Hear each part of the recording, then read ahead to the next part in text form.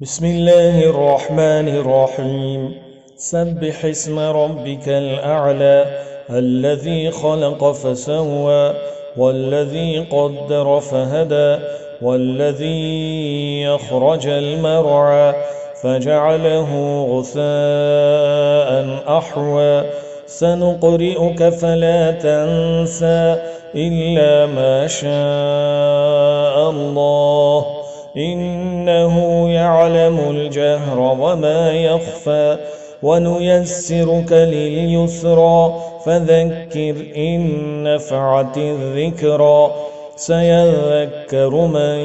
يخشى ويتجنبها الأشقى الذي يصلى النار الكبرى ثم لا يموت فيها ولا يحيا قد أفلح من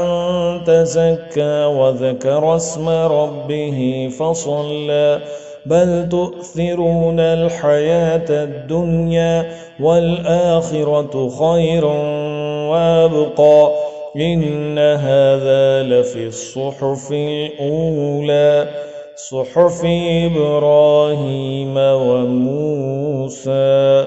صدق الله العظيم.